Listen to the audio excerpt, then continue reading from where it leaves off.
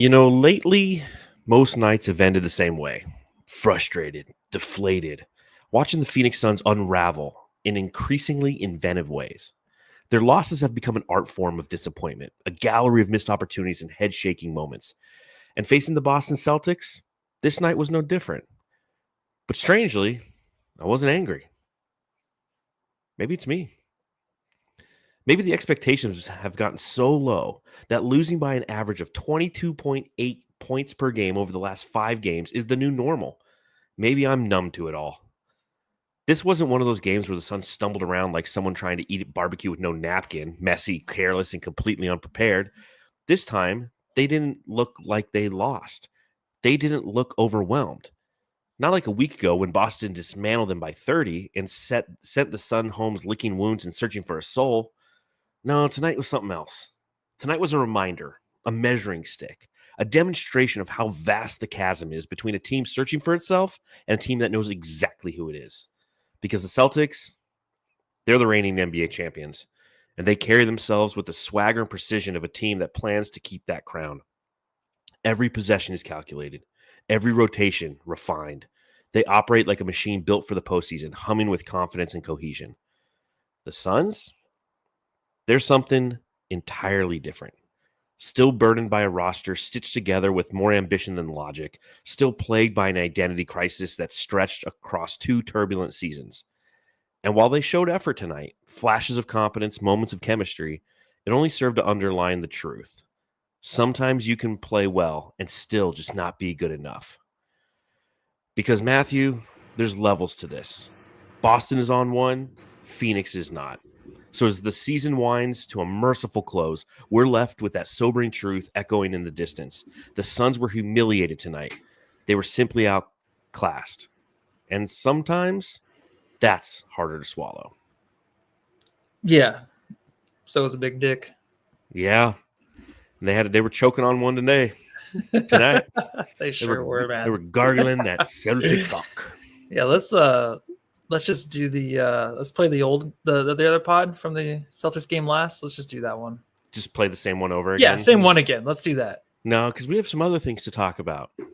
Okay. Tonight was the return of Bradley Beal. So we'll talk about that. Okay. Crack him if you got him. It's a Friday night. I'm kind of disappointed because a couple Friday nights ago, we played the Cavaliers, and you and I were both drinking on that Friday night because it was a long week, and we're like, you know what, we're just gonna tie one on because we thought we'd get fucking dismantled by the Cavs, and we didn't. And then we came on here and had a fun podcast.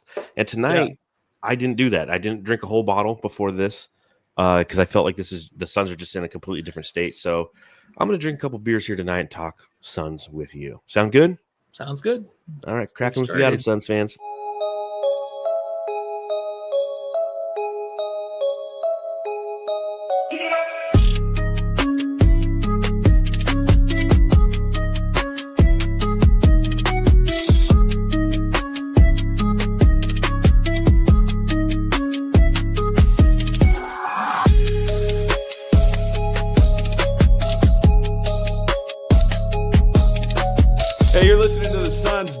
Session podcast, shooting the shit about the Suns since 2019.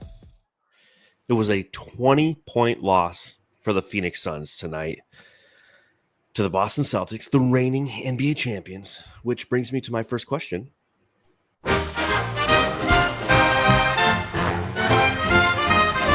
Matthew, I've got to ask. Matthew, gotta ask. Can the Boston Celtics repeat as NBA champions? Yeah, and I think they will. I was trying to think of this in like a Suns way where if we had Porzingis in the same roster and you kind of put Porzingis in Booker's shoes to where he has to be the leader, maybe you have Beal in and out of the lineup. It's just a different kind of team. Are we losing by 20? Are we losing by 30? And I think the same thing with Jason Tatum. Like, could he do more with this roster? Obviously, when you have Jason Tatum and you have Porzingis on the same team with Jaylen Brown, that's just an incredible force. And I do think that they'll repeat. I think they'll at least go to the finals for sure. But I was thinking, I'm like, can can they get it done if it was just like one of those guys instead of Booker? But I don't know if they could. I think it's a lot to ask from Booker to keep these games close against, of course, a team like the Celtics who are fully healthy. And I don't know. That's just what I was thinking about. I'm like, yeah, because I've been a little upset because I've been all over Booker and stuff. But I don't know. I guess both those guys, Porzingis and Jaylen Brown, and even Jason Tatum would have a hard time kind of filling in for Booker's shoes, too. 100%. I think that's a great way to look at this. Like, if you took Porzingis and you put him on the Suns instead of Booker, or you take Jaylen Brown, or you take Jason Tatum, would the team be better? And I honestly think no, because the Celtics, as I mentioned in the opening, they have an identity. They know who they are. They have fought those battles, right? Jaylen Brown, Jason Tatum, they fought the battles for years together. They accumulated talent around those guys. They identified how to improve their team, and they did so. They got Kristaps Porzingis. They got Derek White, who's unbelievably underrated. And then Drew Holiday was exactly the linchpin, in my opinion. When they got Drew Holiday last offseason, and the Sun, and you can thank the Suns for that, because obviously the Suns were part of the transaction that sent Dame Lillard to Milwaukee. Drew Holiday goes to Portland, ends up getting traded over to the Boston Celtics. So there's blood on the Suns' hands for putting the Celtics in a position to have just a complete identity. They're a defensive lockdown team that can beat you with length, with strength, with 3-point shooting. They're such a refined team, and they can absolutely win another championship. The exciting thing for basketball fans is if they end up playing in the NBA Finals against the Oklahoma City Thunder, because what the Thunder are doing is historic.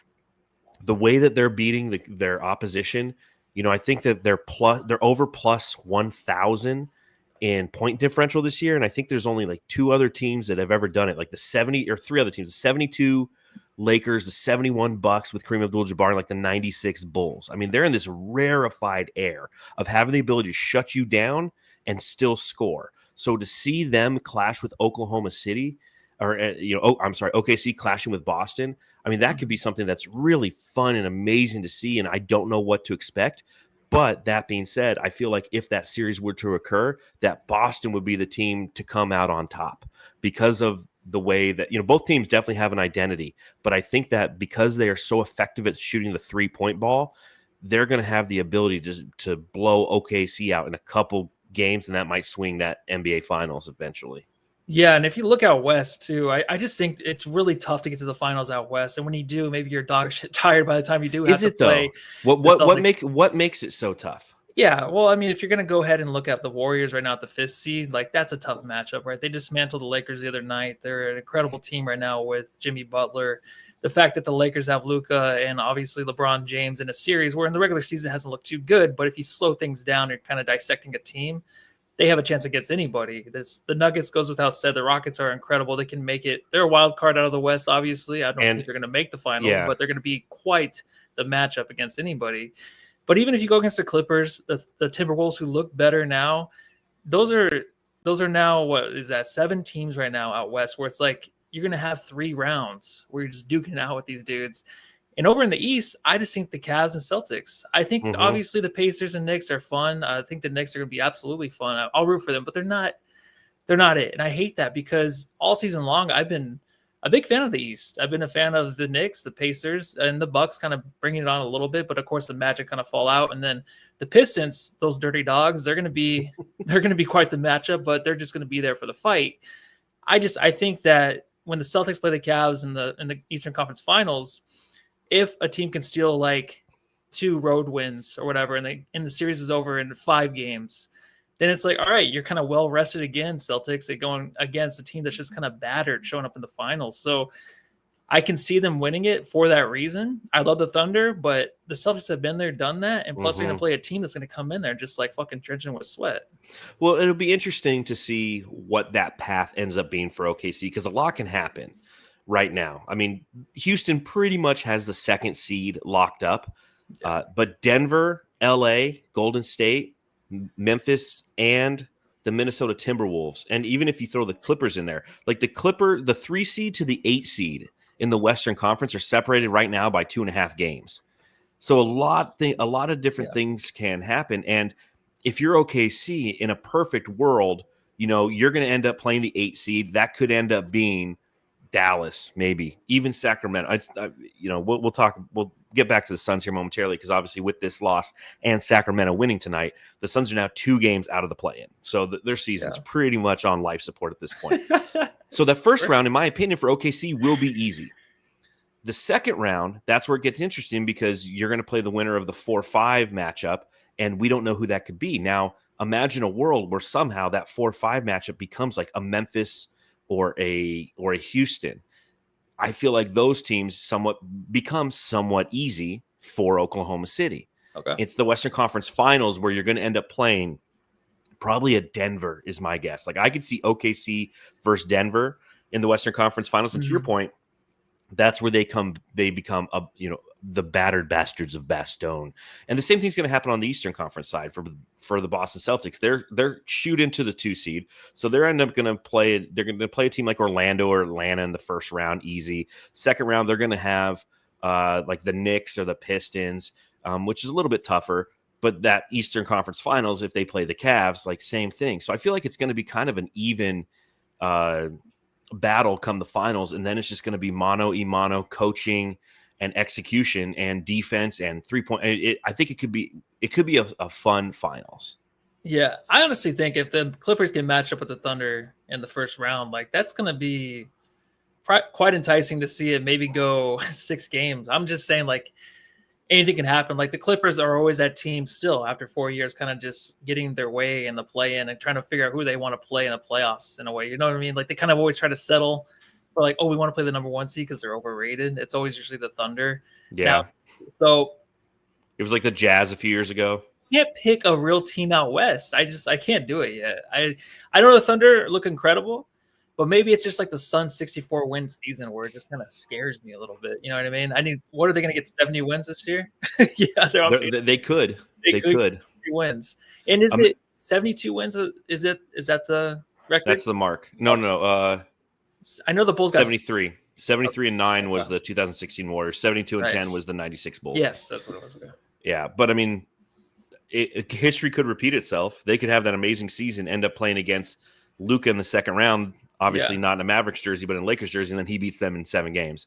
And it's like, oh shit, he's done it again. He's taken out the top team. But circling back obviously to the Phoenix Suns, the 20-point loss tonight. They're entering this rough stretch of the season that we knew was on the calendar, and they are miserable. They are failing the test, if you will. They're now 0-5 in their last 5 games. Ooh, dang, stat me. In their last 5 games, they've lost by a total of 114 points. They've had a 15-point loss, a 10-point loss, a 20-point loss, a 29-point loss, and a 30-point loss. I mean, they're not just losing; they're getting boned night in, night out. And as I mentioned at the top of the show, it's not even like I was frustrated with this one. I felt that the Suns played a decent basketball game. It was just, they only turned the ball over 8 times, Matthew. They only let 7 points off of turnovers. They only gave up 8 fast break points. But it was just the sheer fact that Boston's just so much better than them in literally every aspect of the game. The Boston Celtics are like the Tariff Suns. They're 20% more in everything. That's a good way to put it. I also think, too, the way that the Celtics played tonight, kind of at ease. I just think it was kind of one of those walkthrough games kind of before the playoffs where it's just like, let's take our time, kind of like big brother, little brother, putting your hand on the top of his head while like little brother's trying to swing. Like that was the Suns.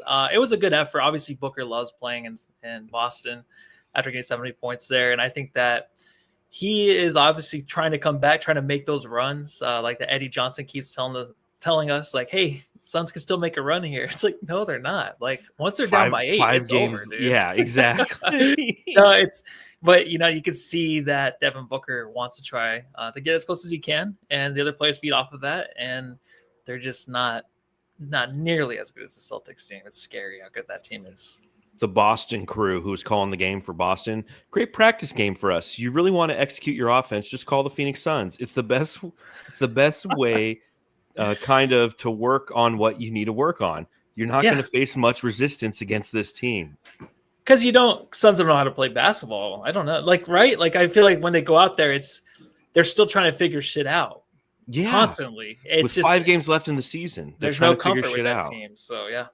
I mean, Tell me something good.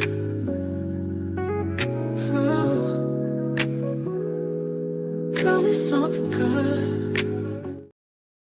tell me something good, Matthew. What's something good? Something good is I love the uniform matchups, especially on that Celtics floor, the Suns versus Celtics. It always looks so good. I've always wanted a Celtics and Suns finals because 7 games it would be a beautiful thing to watch. Just like 76? Yeah, just like 76, but that was like in black and white though, right? Or was there a little bit of Gar color? heard shot her around the world. It was There's in a little bit of color? color. Okay. There wasn't a lot of color on the Celtics team, but Yeah. I don't know. One thing that's good is I think Royce O'Neal will be gone next year, hopefully. I don't know. I'm kind of sick of that guy. After these games, I'm like, oh, another 3. Oh, another 3. Oh, another 3. that's just what he does and doesn't Yeah. really play defense. The only good thing that I have from this game, You know what I'm talking about. Oso Igudoro.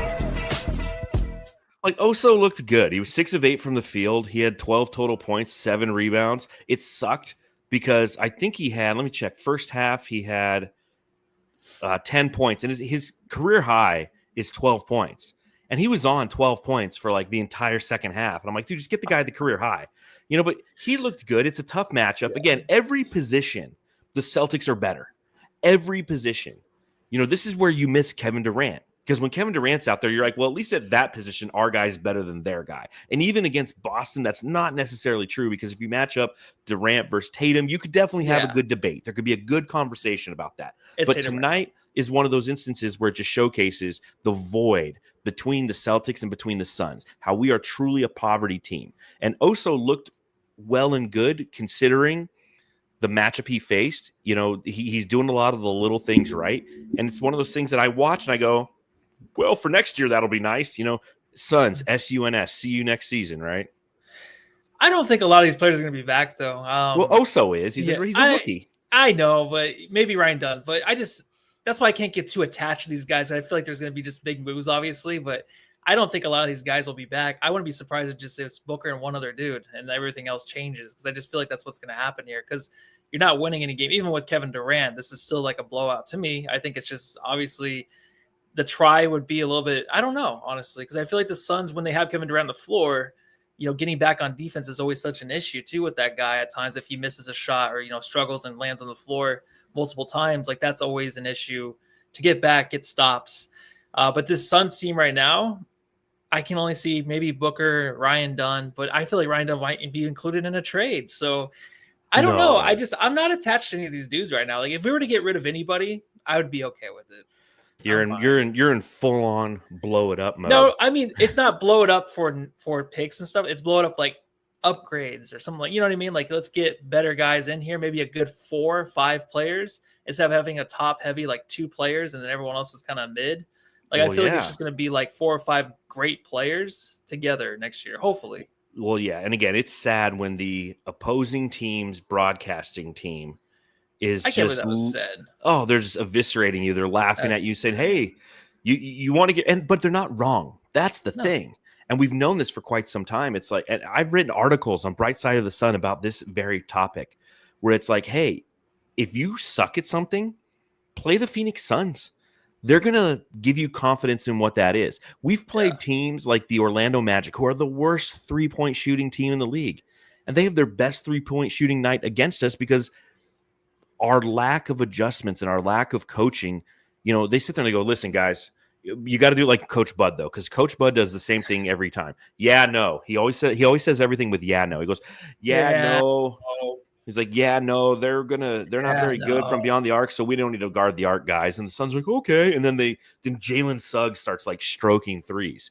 And so, if you are having any, like every team would love to play the Suns before going in. They're a walking preseason team. They're a walking fucking preseason team.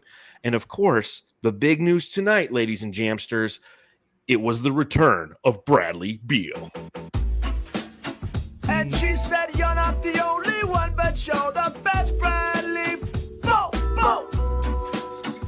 Now, listen, I know some people aren't very high on plus minus, right? Because it's not just an individual stat. There's a lot of variables that go into a plus minus. It's the lineups in which you're playing with, yada, yada, yada. Entering this game, Bradley Beal is like 536 out of 552 players in the NBA in plus minus at negative 23 or 236.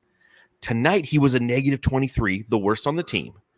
Okay, so he returns. He's 0 of 7 from the field, 0 of 3 from beyond the arc. He has 1 point, 5 assists, and 3 rebounds. He did have 3 steals. Bradley Beal, welcome back, not doing shit. $50 million we're paying this guy. 53 next year, 57 the next year. This guy got 1 point, and you can definitely make the argument. You can sit and say, go, you know what? He hasn't played 8 games, the hamstring. It takes some time to get back in there. 1 fucking point, Matthew. He had 1 more point than you and me tonight. And both, yeah. Motherfucker. Yeah. Tonight seemed like it's like the half day maybe before Christmas you have to work. That's the way he was kind of feeling himself out there. Anytime you have a guy bringing the ball up the court that looks like he's like holding a chip between his butt cheeks, like it's never a good thing. That's one thing that always bothered me, and I finally let it out because that's one thing that kind of grosses me out. Just him bringing the ball up because it just doesn't look natural still. But could he just finish around the rim, man? He had some really decent looks, and he throws it up there off the glass like he's a fucking 12-year-old or something. Like, it's insane. Like, I don't understand. The ball could not stick to his hands. Having a hard time tonight. But you could tell maybe he thought, hey, my season's over. And they're like, no, Brad, can you play? He's like, yeah, sure. I'll put it on for a little bit. But obviously he's rusty. He had some air balls. And, you can't expect too much from this guy right now to finish up the season. I don't think like, hey, Bradley Beal's playing. Oh, we have a shot. Like, I don't think that. I haven't thought that for a while. So, yeah, exactly. Sorry, Brad. Isn't that sad, though? Isn't that sad? Yeah, it's been like that for a while, man. It's been like that for a all long season time. long. Yeah. And I see some people, and I understand where people are coming from. They're coming from it. They're trying to approach this with empathy for Bradley Beal. It's like, man, it kind of sucks. He's come out here. He was 11 years in Washington. He's been injured. He's just trying to, he's got a good attitude. He's a good human being. And all these are true. But performance matters. And his performance has consistently been subpar for somebody that you're paying. Like, if you go through, and obviously there's injuries and such, but if you go through like the top guys paid in the NBA, he's like a top 5 guy. And he averages 17 points a game. And now he scores 1 point, like Jeremy says in the chat. And he goes, Brad, quote unquote, played. He sure did. Played everyone. Yeah. He played all of us. And I think one of the reasons I'm excited for this season to end is because I just want to see what the Suns do. If they can in any way, shape, or form get off of his contract, if they can send him packing, that is a huge – it's the same thing I said at the trade deadline. I don't care what the fuck we get. Winning at the trade deadline is getting off of Bradley Beal's contract because his $50+ million, which puts us into the second apron, and while simultaneously not giving us players to build around Devin Booker and Kevin Durant, has just been – it's a sad chapter in Suns history. And if he continues here for 4 years, we'll be talking about it for the next 20. If we can get rid of him this offseason, we'll be still talking about it for the next 20. It's that horrible of a contract. And tonight was just, you're out there watching him. It's just like he's a negative 15 in the first half. He's a negative 23 in the whole game. He's just adding to his total. It's just unfortunate, man. Brandon from Locked On Suns had a really good short, and it was about Bradley Beal. And this was months ago, about how he doesn't really play hard. He makes you feel like he is, but he actually isn't. Like, he'll go out there, wreck shit in the paint, but the ball never goes in. He can maybe never grab the offensive board or the defensive rebound. Ooh. But it looks tough. It looks physical, but it's only like spurts here and there. It's never continuous the whole game. It's just that guy's a fucking mess. Dog. Yeah, but I'm going to write a whole piece on this. Do you know who you just described from a baseball standpoint? A player who used to drive me crazy because I thought that he was an over-effort guy. Yeah, hold on. Eric Burns. That's right. Eric fucking Burns. I could not stand Eric Burns when he played for the Diamondbacks because he was the guy who would throw there'd be a single to right field, and he'd go and he'd field the ball, And then Yeah. when he was throwing it in, he would do a front flip as he was throwing it in. Like he threw it with all of his might. He's the only guy I would see who was consistently running himself into outs. He'd hit a single, but he's like, oh, Eric Burns, he's hustling. He's going around first. He's going into the second. Oh, he's tagged out. But man, look at that hustle. It's like, fuck that. You should be standing on first right now. And Mark N's right. Eric Burns had hamstring injuries too. LOL. That's when you try too hard, huh? Is that what happens? Right. And Brendan Clean of Locked On Suns, he was 100% right too. He's one of those guys who looks like he's exerting a ton of effort, but he does it in spurts, and the way that he does it looks physical, but ultimately there's no impact. He has no impact on the game. It leads to nothing, if anything. Yeah, it's tough, man. I don't think I've ever really favored Beal in a way more than maybe at the end of last season. And then earlier this year, he looked like the guy from the end of last season where he looked like the best player out there, the guy that was actually trying. Yeah. And I think that was like 2 or 3 games straight. That was the best we got from him this year. That's it. All right, let's talk a little bit about Booker. Allow me to reintroduce myself. My name is Big Dick Booker.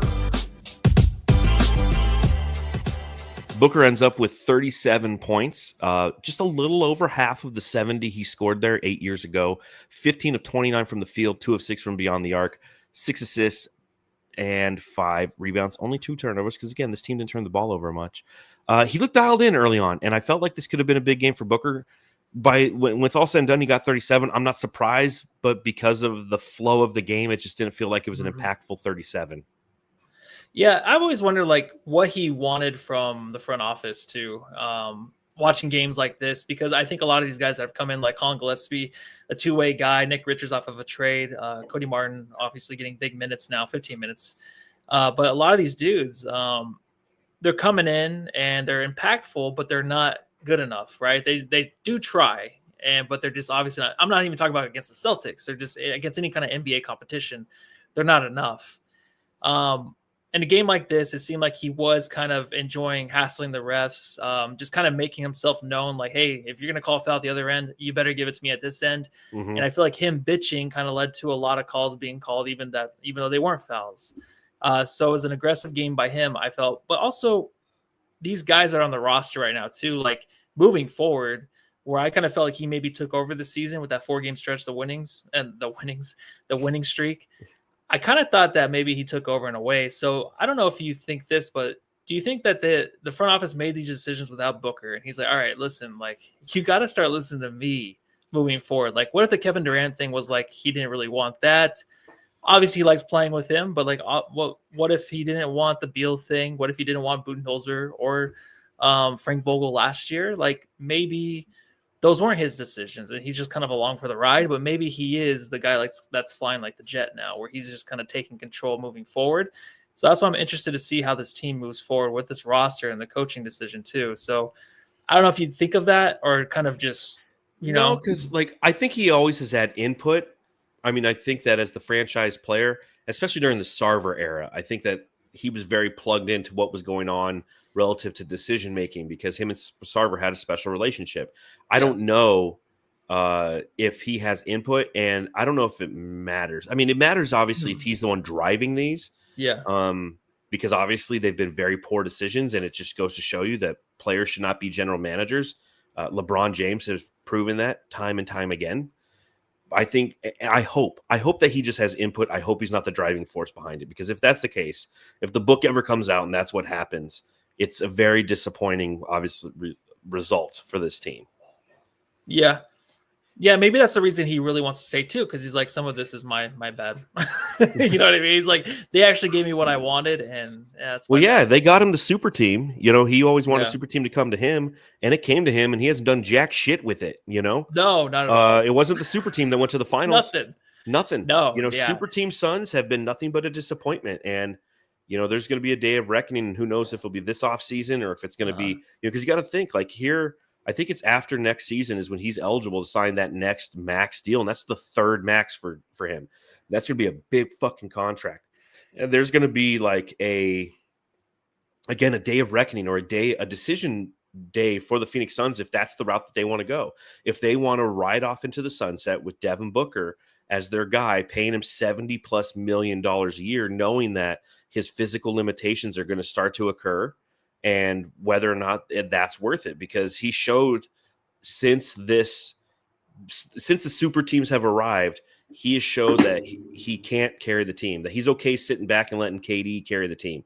And that hasn't, I don't even know if that's what KD wanted. KD, I think, wanted to come here to be to be Robin, to just kind of ride out his career. He's like, dude, I'm next to a Batman. This is going to be great. Now he has to be Batman because Booker only has the capacity to be Robin. At least that's what he showed the past 3 years. That 64-win team, the team went to the finals, he was definitely Batman. But then the super teams happened and he went to Robin mode, and like the Suns need to get him out of that. And he's been in Batman mode the last 2 games. He went for 39 the last game, 37 in this one. But again, because of the lack of talent around him, it's not going to equate to winning. Because of the lack of defensive know-how around him, himself included, it's not going to equate to winning. So what's the point? It's just, yeah. I mean, it be what it be. And I don't really want the Twins or anything like that, but I think this too. I'm like, what if we kept the same team? Obviously, without Chris Paul, maybe DeAndre Ayton's gone, but like the Twins are still here, and we're kind of fighting. We're like a 5th or 6th seed, and it's obviously not enough. I always think of like guys we could have added on the way, like a De'Aaron Fox. Like if he would have wanted to come here instead of going to Lillard, Antonio, Damian Lillard. Potentially. I mean, yeah, it's just not the right answer. The options, if they kept it together, and DA, maybe he was happy and he was okay, and Booker could deal with his shit. I'm just thinking like, who else could have added? So I always thought, I still situation. So I hate doing revisionist history and all that shit. Yeah, like, I hate it too. In my office, I have that one like fan thing that they had from the playoffs. Remember the thing that was like you could turn into a fan and it was a noisemaker. Yeah, and it had KD, Book, CP3, and Ayton on it. I just wish that we would have seen a full season of those guys, because DA, for all of the issues that he had an athletic skill set that would have complemented these guys. CP3 could have continued to be a point guard, because like what have we been searching for ever since we got rid of those guys? Like an athletic rim running big who can guard the fucking the rim, and a quality point guard who doesn't turn the ball over and makes an impact. It's like, oh, we had that, and again, Frank Vogel was brought on to coach that team. He signs. He's like, all right, man. Like, DA, looking forward to working with him. I've done a great job with Roy Hibbert. I've done a great job with Anthony Davis. Can't wait to do this. They're like, oh, by the way, we traded him. We traded Chris Paul. You now have Bradley Beal. It's like, what the fuck just happened? Like that's what Frank Vogel got coming into last season. I know. Yeah, it's brutal for him. But also, if DA were actually to stay, I do think that it would have still been such a pain in the ass. It would have been. The only reason I say that is because Portland was so against him this year until he kind of turned it around and then he got hurt. But they were just like, get the fuck out of here. Like, that's what I didn't want. Obviously, he's a guy we need in that spot, but it's just the impact mentally with us where we're just like, we are done with this guy right away after 10 games.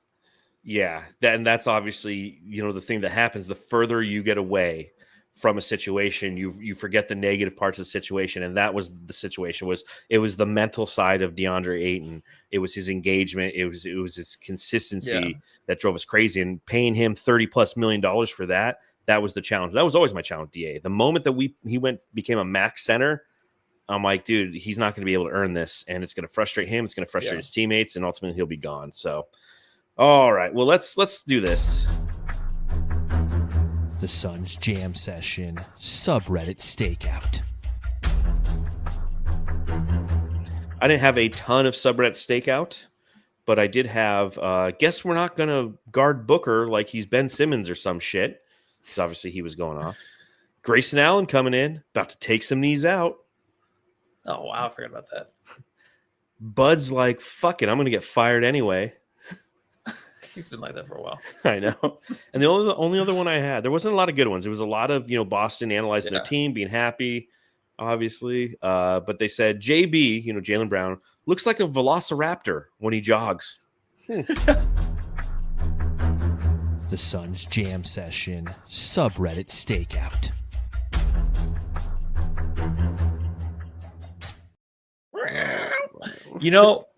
I had one because they had like the post game subreddit, and there was one that was funny. It said, "Damn, we really let Booker and Beal combine for 38 points tonight." I thought that was really good. Oh, motherfucker! Oh, that's a good tweet. I'll tweet something like that out too. Any other notes that you had on this game? Nothing on my side. Yeah. The only other thing I had, let's see. Oh, so more Beal slander. So this game started on it was on NBA TV.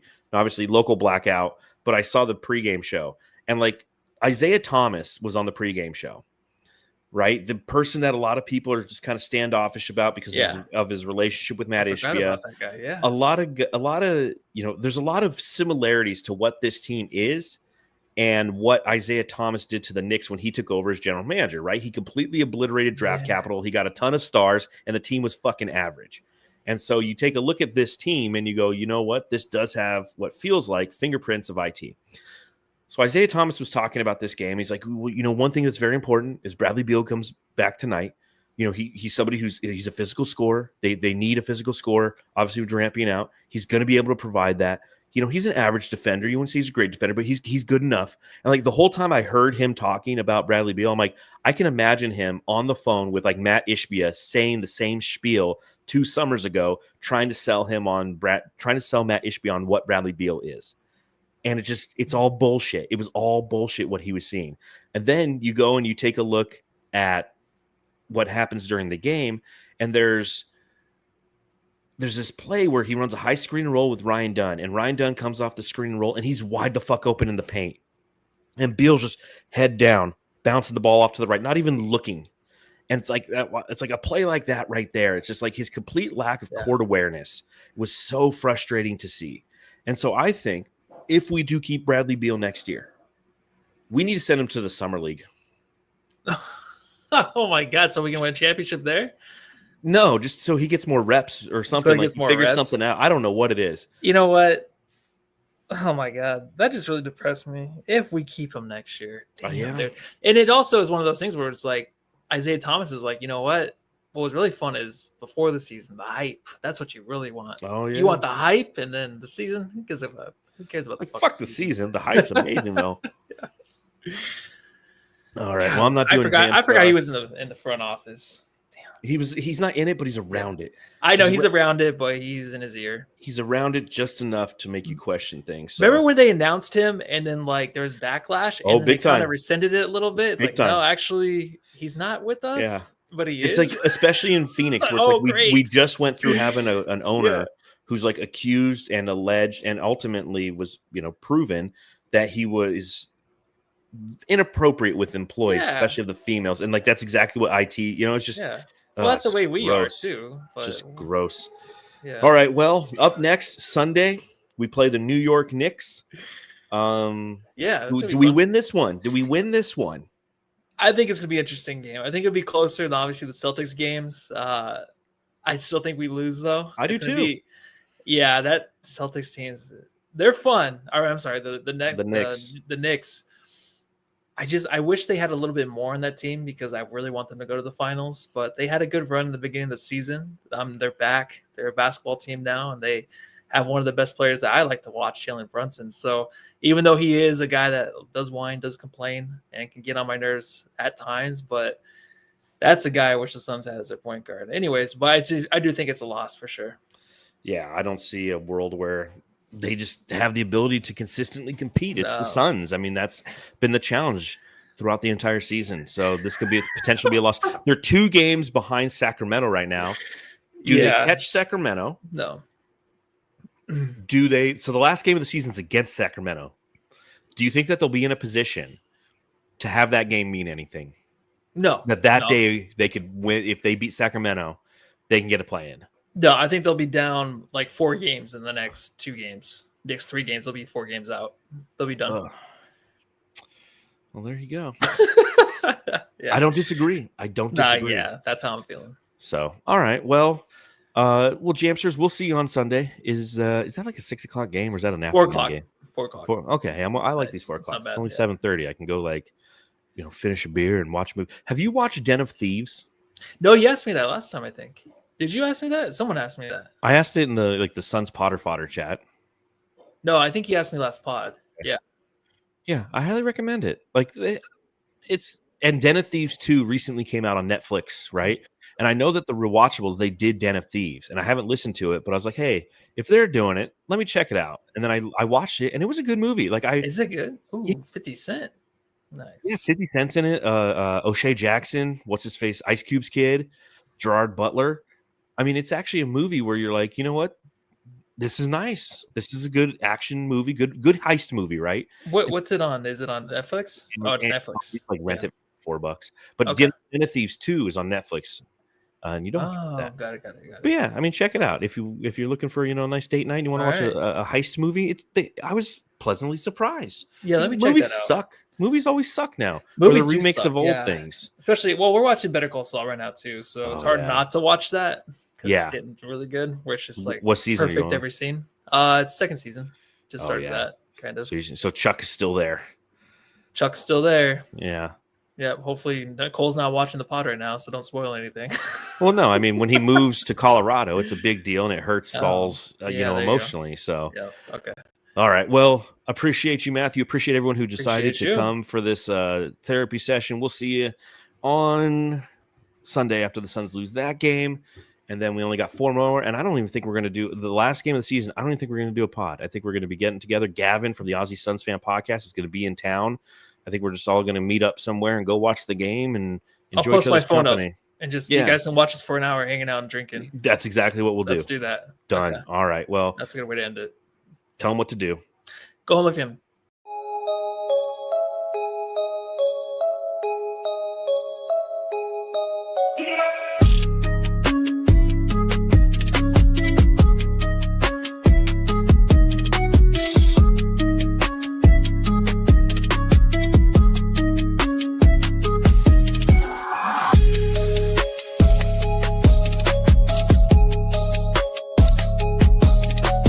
Hey, you're listening to the Suns Jam Session Podcast, shooting the shit about the Suns since 2019.